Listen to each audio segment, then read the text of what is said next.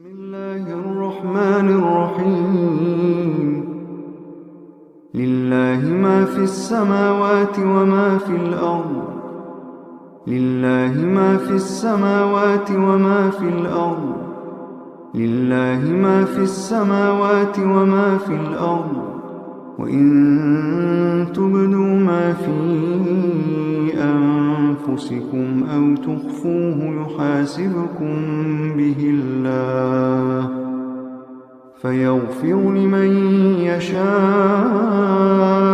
ويعذب من يشاء فيغفر لمن يشاء ويعذب من يشاء والله على كل شيء قدير والله على كل شيء قدير. الحمد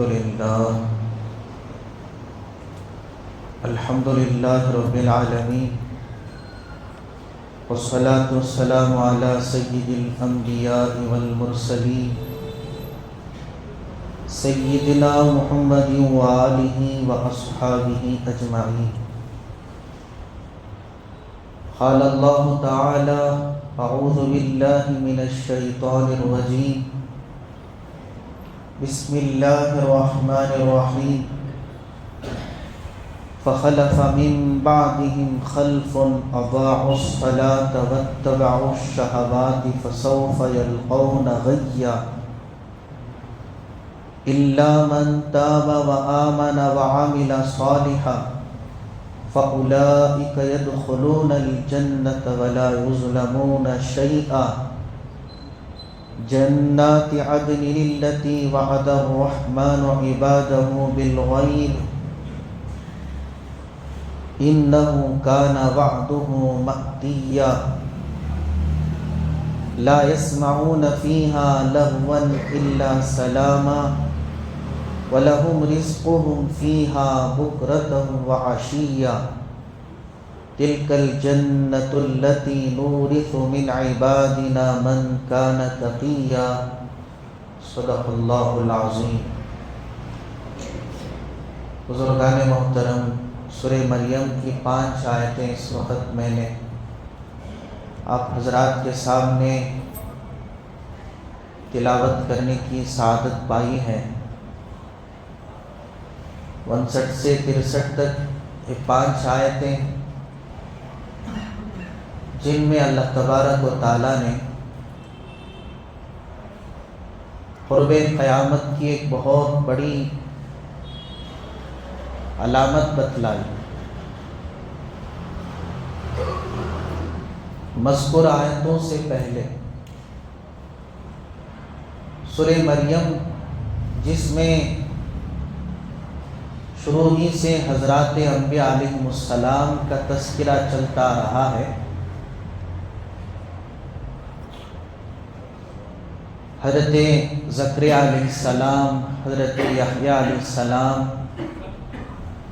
حضرت عیسیٰ علیہ السلام، حضرت ابراہیم علیہ السلام، حضرت موسیٰ علیہ السلام، حضرت ہارون علیہ السلام،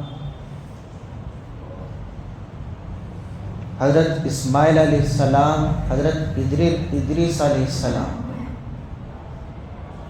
تو ان تمام پیغمبروں کے ذکر کرنے کے بعد اللہ تبارک و تعالیٰ نے ایک ایسے دور کی طرف اشارہ کیا کہ جس میں جو خرابیاں پائی جائیں گی ان کا تذکرہ ان مذکور آیتوں میں اللہ نے کیا ہے. اللہ تعالیٰ کا فرمان ہے فخلف من بعدہم، ان حضرات کے بعد یعنی ان پیغمبروں رسولوں کے بعد کچھ ایسے لوگ آ گئے خلف جو بالکل نااہل ہیں، بے وقوف ہیں، احمق ہیں، جن کی پہچان یہ ہے کہ اضاعوا الصلاۃ جنہوں نے نماز کو ضائع کر دیا،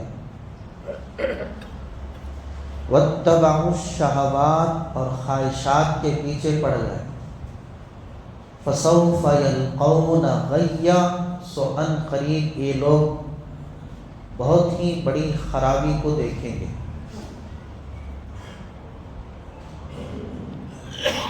اس آیت شریفہ کی روشنی میں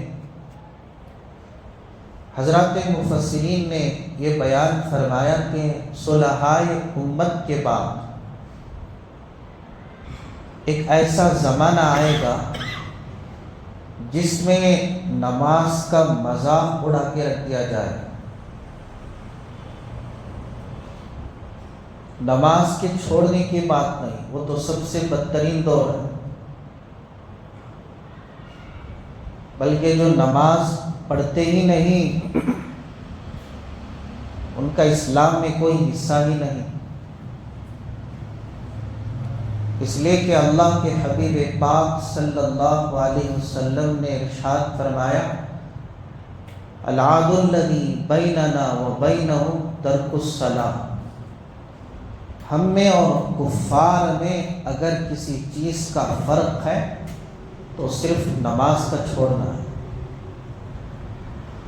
یعنی اگر آپ یہ جاننا چاہتے ہیں کہ مسلمان کون ہیں، کافر اور مشرک کون ہیں، تو اس بات کے فرق سے معلوم کرو، جو نماز پڑھتا ہے وہ مسلمان ہے، جو نماز نہیں پڑھتا وہ مسلمان نہیں۔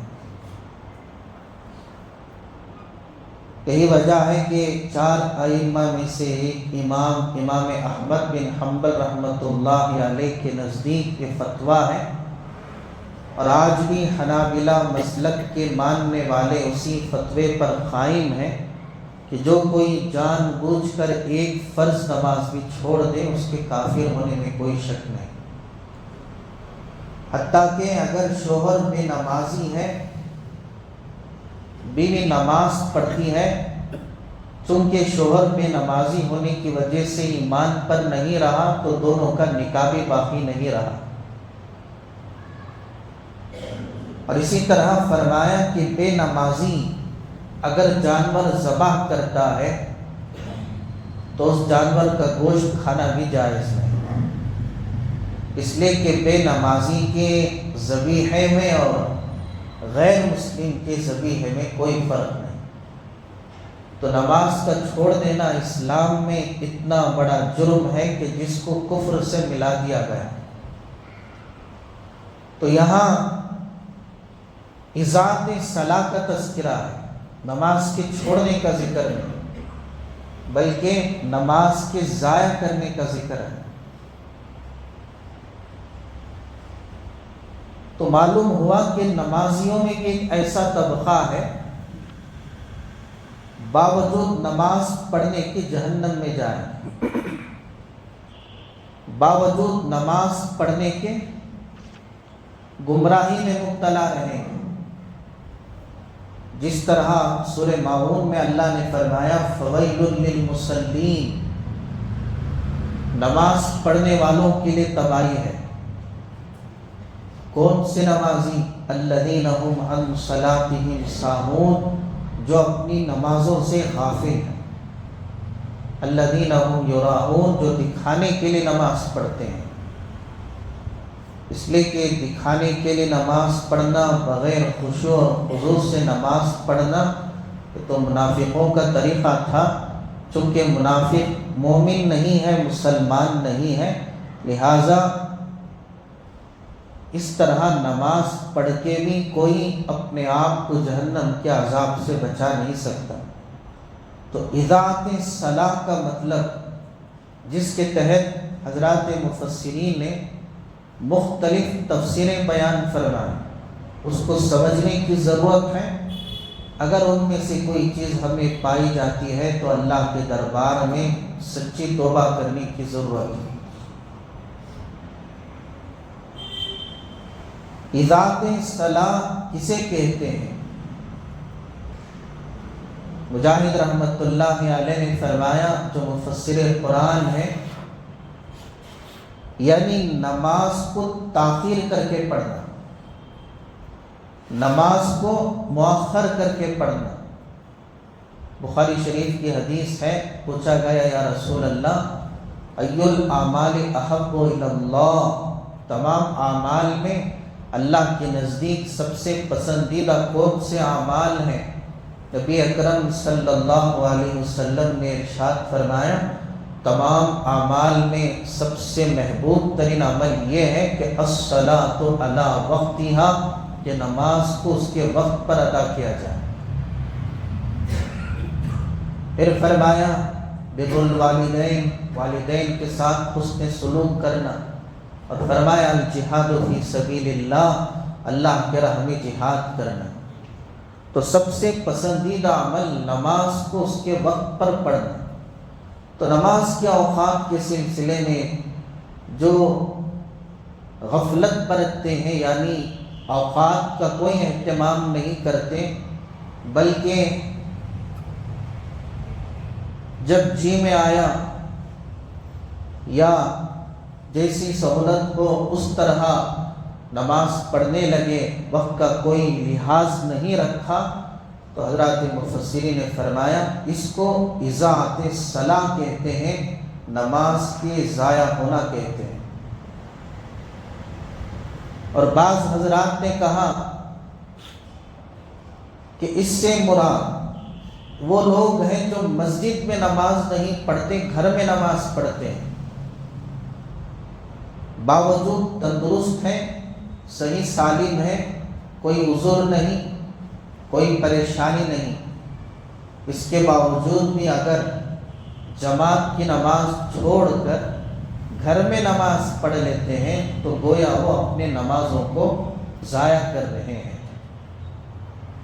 اس لیے کہ جماعت سے پیچھے رہ جانا یہ بھی ضلالت ہے، یہ بھی گمراہی ہے۔ کبھی کبھار اگر کوئی عذر ہو تو دوسری بات ہے، معمول بنا لینا یہ بھی گمراہی کی علامت ہے۔ حضرت ابن عباس رضی اللہ تعالیٰ عنہما سے پوچھا گیا کہ ایک شخص ہے، نمازی تو ہے مگر نماز پڑھتا ہے بغیر جماعت کے پڑھتا ہے، اس کے بارے میں آپ کا کیا فرمان ہے؟ آپ نے فرمایا کہ یہ جہنمی ہے۔ تو بغیر نماز کے، بغیر جماعت کے نماز پڑھنا یہ بھی اضاعت صلاۃ میں داخل ہے، نماز کے ضائع کرنے میں داخل ہے۔ حتیٰ کہ جماعت کے ساتھ نماز پڑھنے کا حکم اتنا دیا گیا، اللہ کے حبیب پاک صلی اللہ علیہ وسلم نے فرمایا کہ اگر تم سے چلا نہیں جا رہا بلکہ دو کندھوں کی ضرورت ہے، ایسی صورت میں بھی جماعت کی نماز کو ترک مت کرو۔ دو کندھوں کے سہارے بھی اگر مسجد پہنچ سکتے ہو تو پہنچو اور جماعت سے نماز ادا کرو۔ اب بتائیے کہ جو بلا کسی عذر کے جنہوں نے معمول بنائے رکھا ہے، اس لیے فرمایا کہ نماز کے ضائع کرنے والوں میں وہ شامل ہے۔ حتیٰ کہ جماعت کے ساتھ نماز پڑھنے کا حکم میدانی جنگ میں بھی دیا گیا۔ میدانی جنگ تو اس سے بڑا اور کیا عذر ہے، جہاں دشمنوں کا خوف رہتا ہے۔ وَإِنْ خِفْتُمْ فَرِجَالًا أَوْ رُكْبَانًا، اللہ نے فرمایا اگرچہ کہ تمہیں دشمن کا خوف کیوں نہ ہو، جان کا خطرہ کیوں نہ ہو، ایسی صورت میں بھی جماعت کی نماز چھوڑنے کی تمہیں اجازت ہے۔ سورہ نساء میں اللہ نے فرمایا وَإِذَا قُمْتَ فِيهِمْ فَأَقَمْتَ لَهُمُ الصَّلَاةَ فَلْتَقُمْ طَائِفَةٌ مِّنْهُمْ مَعَكَ وَلْيَأْخُذُوا أَسْلِحَتَهُمْ فَإِذَا سَجَدُوا فَلْيَكُونُوا مِنْ وَرَائِكُمْ وَلْتَأْتِ طَائِفَةٌ أُخْرَى لَمْ يُصَلُّوا فَلْيُصَلُّوا مَعَكَ۔ اے میرے نبی صلی اللہ علیہ وسلم، اگر آپ میدان جنگ میں ہو تو آپ کو چاہیے کہ آپ جماعت کے ساتھ صحابہ کو نماز پڑھائیے۔ صحابہ کو چاہیے کہ آپ کی پیروی کریں۔ کہاں کی بات ہے؟ مسجد کی نہیں، عیدگاہ کی نہیں، میدان جنگ کی بات چل رہی ہے۔ میدان جنگ میں بھی جماعت کی نماز پر اللہ اتنا زور دے رہے ہیں۔ ہاں، ہم اتنی سہولت دے سکتے ہیں کہ 2 جماعتیں بنائی جائیں، ایک جماعت آپ کے پیچھے نماز پڑھے، دوسری جماعت دشمنوں کے تعاقب میں لگ جائے۔ تو جو حضرات آپ کے پیچھے نماز پڑھ رہے ہیں وہ 1 رکعت آپ کے پیچھے نماز مکمل کر لیں، جب سجدے میں جائیں تو نماز سے ہٹ کر دشمنوں کے تعاقب میں آ جائیں، اور جو دشمنوں کے تعاقب میں تھے، جنگ کے محاذ پر تھے، وہ بقیہ جو دوسری رکعت ہے اس میں آپ کے ساتھ شریک ہو جائیں۔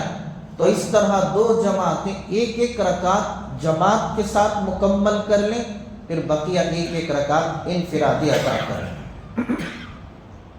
تو حضرات علماء نے فرمایا کہ میدان جنگ میں بھی جماعت کی نماز پر زور دیا گیا، کہ میدان جنگ میں بھی جماعت کی نماز معاف نہیں ہے۔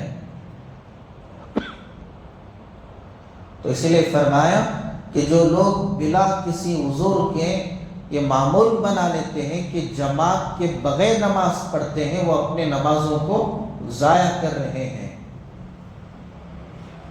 اور فرمایا کہ جو نماز کے آداب کا لحاظ نہیں رکھتے، تعدیل ارکان کا لحاظ نہیں رکھتے، وہ بھی اپنی نمازوں کو ضائع کر رہے ہیں۔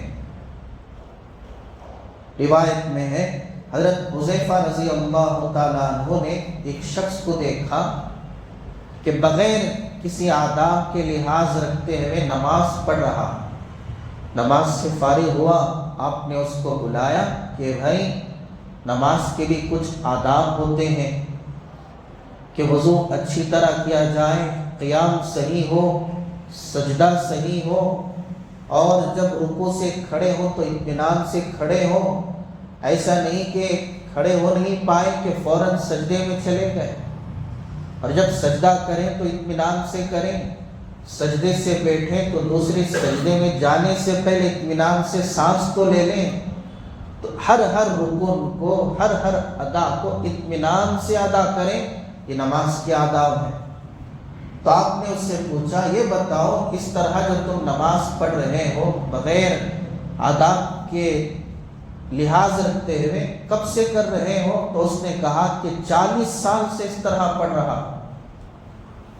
تو حضرت حذیفہ رضی اللہ عنہ نے فرمایا کہ تمہاری ایک نماز بھی شریعت، بے نمازی، حضرات علماء نے فرمایا کہ بے نمازی سے تو خنزیر بہتر ہے، جو سب سے برا جانور ہے، چونکہ کوئی حساب نہیں، کوئی کتاب نہیں، قیامت کے دن مٹی بنا دیا جائے گا، مگر جو بے نمازی کا جو انجام ہونے والا ہے انتہائی برا انجام ہونے والا ہے۔ اللہ ہم سب کی حفاظت فرمائے۔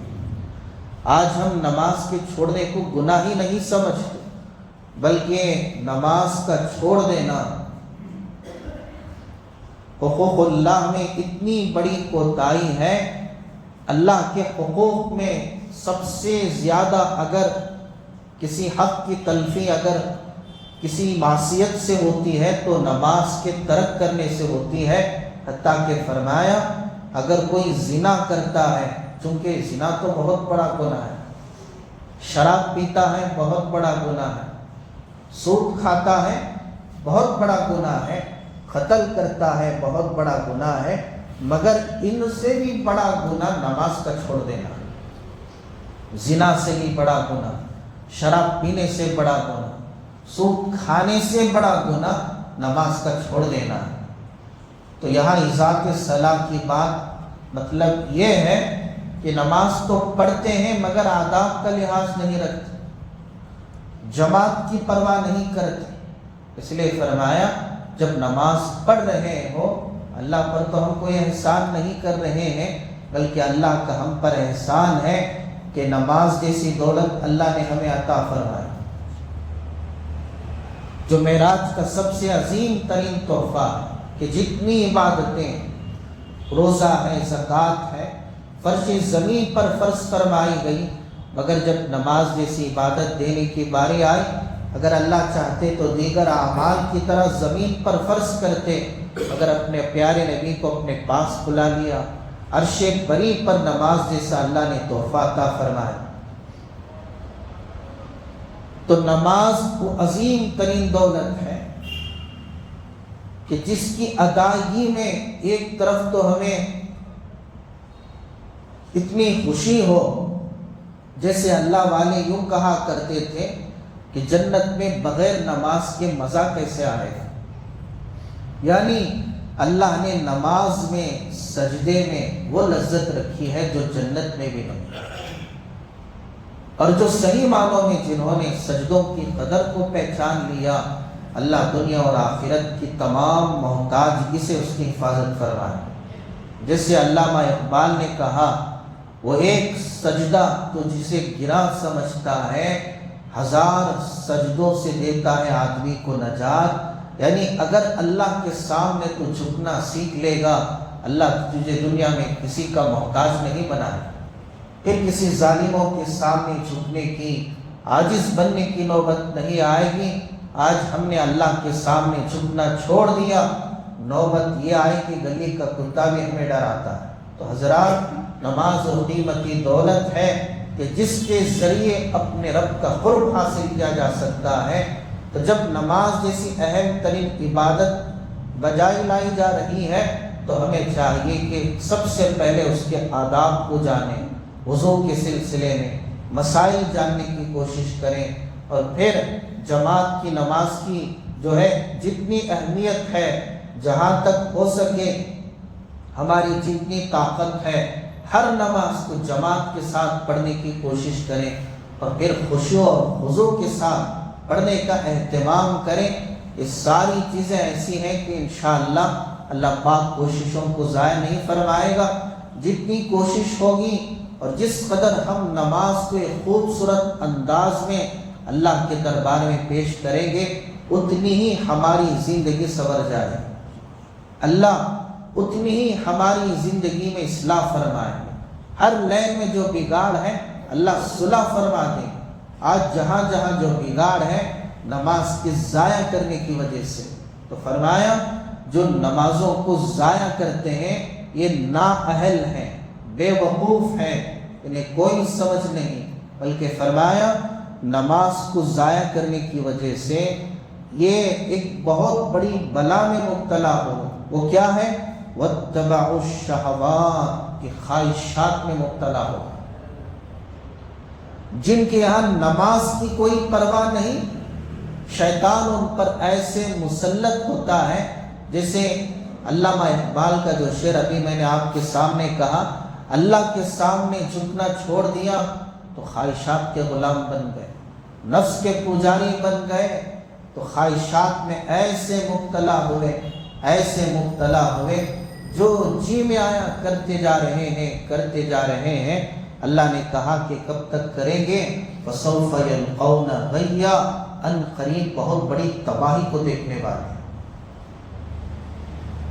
تو نماز کی ضائع کرنے کی وجہ سے خواہشات کے غلام بنے، اور خواہشات کی پیروی کی وجہ سے ایسی گمراہی میں مبتلا ہو گئے۔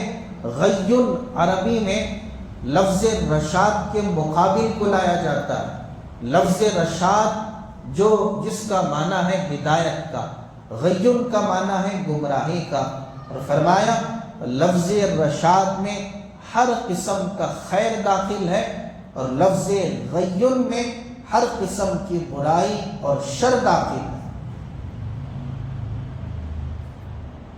حضرت عبداللہ ابن مسعود رضی اللہ عنہ نے فرمایا کہ جہنم میں ایک غار ہے جس کا نام غیّن ہے، جہاں نماز کی ضائع کرنے والوں کو ڈالا جائے، جہاں خواہشات کی پیروی کرنے والوں کو ڈالا جائے۔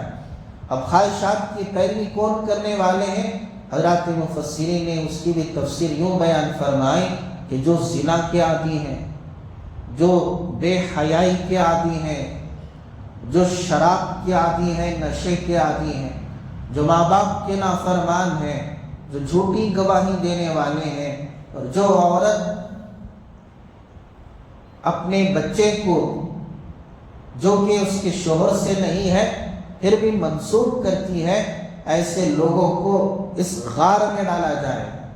حضرت عبداللہ ابن عباس رضی اللہ تعالیٰ عنہما نے فرمایا کہ غیّن جہنم کا ایک ایسا خوفناک غار ہے جس سے خود جہنم پناہ مانگتی ہے، جس سے خود جہنم پناہ مانگتی ہے۔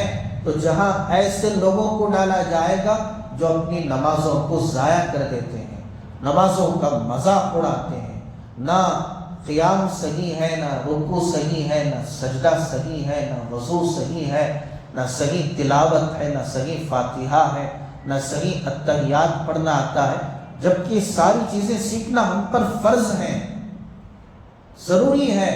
تمام چیزوں سے پہلے اولین مسلمان کا فریضہ ایمان کے بعد نماز کی درستگی ہے، نماز کی اصلاح کرنا ہے، نماز کا قائم کرنا ہے۔